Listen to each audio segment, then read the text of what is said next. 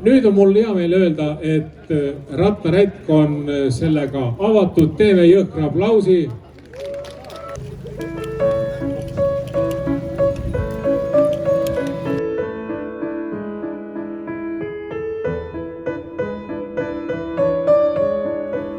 Tee Tuhaväljadele viis ülesmäge ja oli üpris tolmune.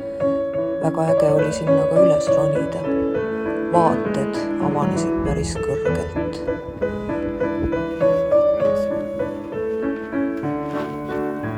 Järgneb kohajutt Kohse Tuhaväljal. Ehk siis tekitatakse veeemulsioon, segatakse veega ja siis pumbatakse see emulsioon mäkke. Siin ta settib, osa vett läheb tagasi elektrijaama jahutusse ja tuhatranspordiks ja niimoodi need mäed vaikselt on kasvanud.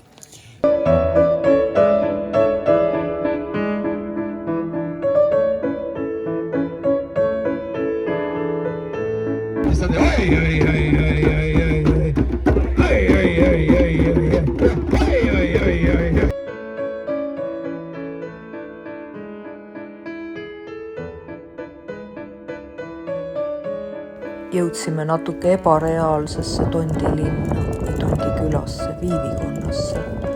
Seal on mingisugune selline nukker võlu nendes varemetes. Ja inimesed elavad.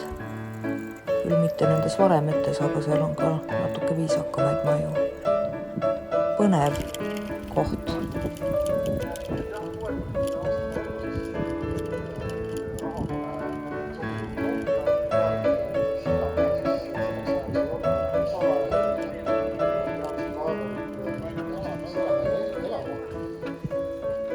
Nii et 9000 elanikuga linna asemel siis tuli siia 2 töölisasulat, kus kummaski elas umbes 1000 elanikku. Siit ratastega ära. Lähme ära siit ratastega. Sirga Viivikonna kaotas siis oma sellise tähtsuse. Siit 2000. aastate alguses ühendati kõik need karjäärid siin Viivikonna ja Sirgala üheks suureks Narva karjääriks. Ja siis põhimõtteliselt Eesti Vabariigil enam nii palju kaevureid ei olnud vaja. Tööd siin väga palju ümberringi ei ole, et siin on näha, et on väike saekaater. Ja siis hakkas see asula siin üsna kiiresti kokku tõmbama. Ehk siis tänaseks päevaks on jäänud enam-vähem kuskil 100 elanikku. Tõenäoliselt ega need 100 elanikku ka enam kuhugi siit ei lähe, et need, kes siin elavad, siis ütlevad, et siin on hea vaikne elada, õhk on puhas, metsad on ümberringi, naabrid ei tülita.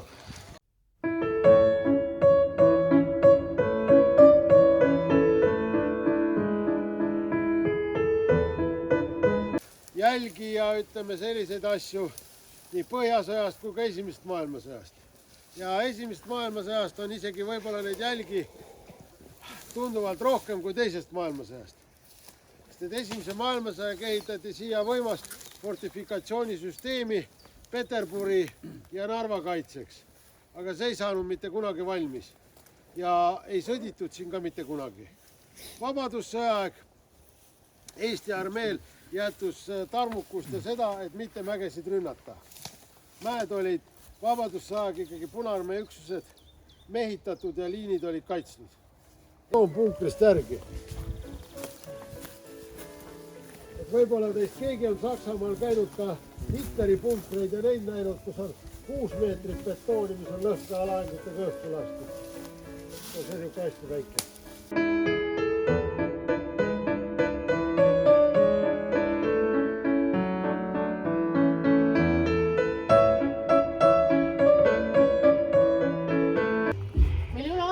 Et vaadata seda paekivisse raiutud paelikut, siis mina eeldan, see on minu isiklik idee fiks, et see on juba seesama tsaariaegne paelikuliin, mille sakslased võtsid üle, nimetasid Tannenbergis, sest neil ei olnud aega Teises maailmasõjas siin.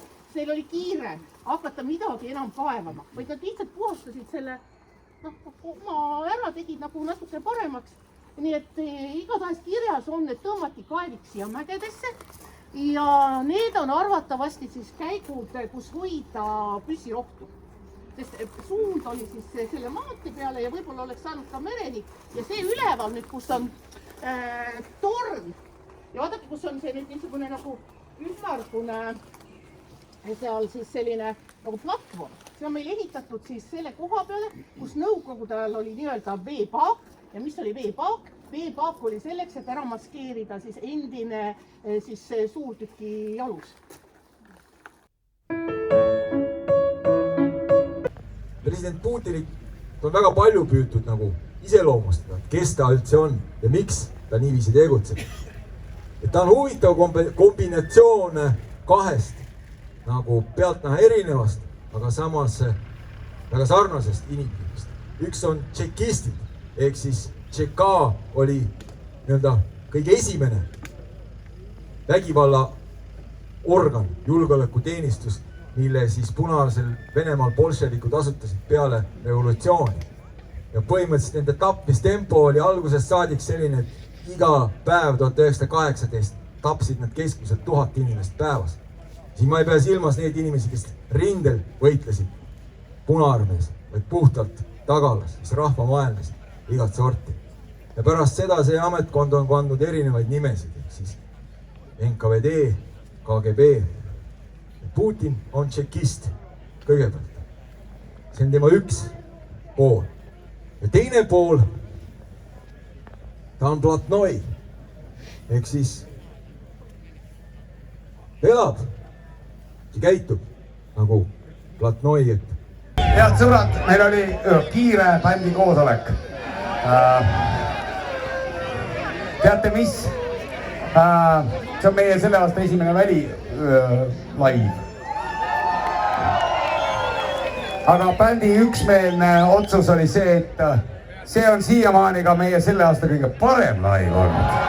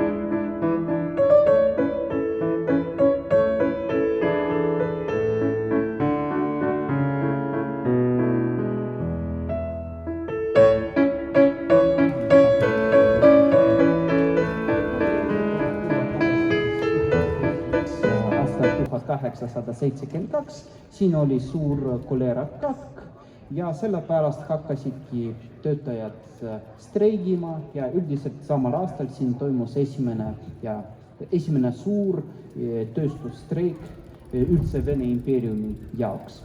Ja need siis töötajad, nad nõudsid, et nende ka töötingimused paraneksid, sest tavaline töötaja pidi tööd tegema siin 14 tunni päevas, 6 päeva nädalas, 7. päev, pühapäev loomulikult nad kõik läksid kirikusse ja pärast seda streiki, nad ütlen kohe, et nad saavutasid võidu ja siis nad pärast seda nad hakkasid juba töötama 13,5 tunni päevas. Ja et sealt on ülevalt on head vaated, ta asub sellise paerünga peal, see vanalinn. Me nimetame teda vanalinnaks endiselt, olgugi, et seda hoonestust enam seal ei ole, aga see asukoht on ju alles.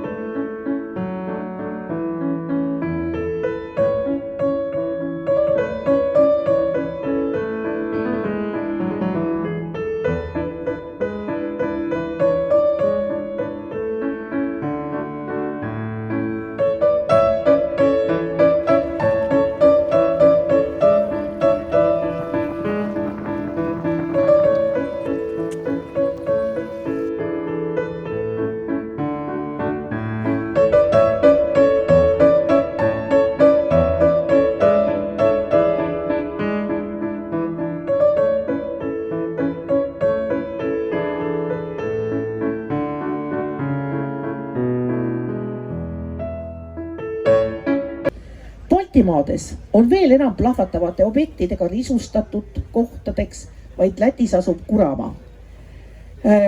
Nende 8 aasta kestel, mil ma õppisin Sillamäel, ei lasknud ükski meie kooli õpilane end sel moel ribadeks. Meie kooli, ma rõhutan. Linna vapustanud õnnetused juhtusid 1. ja 3. kooli õpilastega. Nende koolidega, kus Eesti lapsed ei õppinud.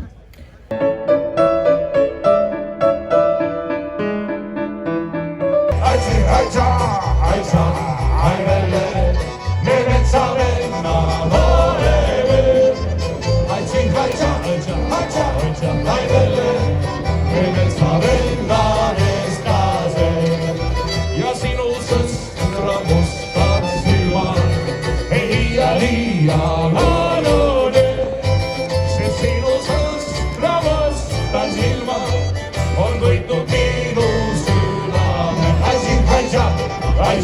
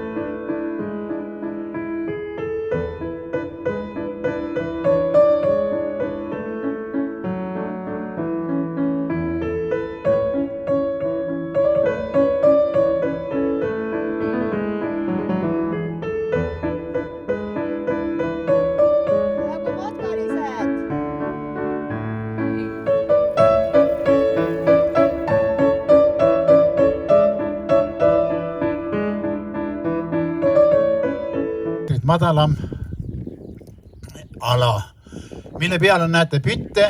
Need pütid on valdavalt, siin on muud ka, aga valdavalt on kõik seesama põlevkiviõli, mis toodetakse ja mida Eestis siis välja veetakse. See läheb kõik Sillamäe sadama kaudu.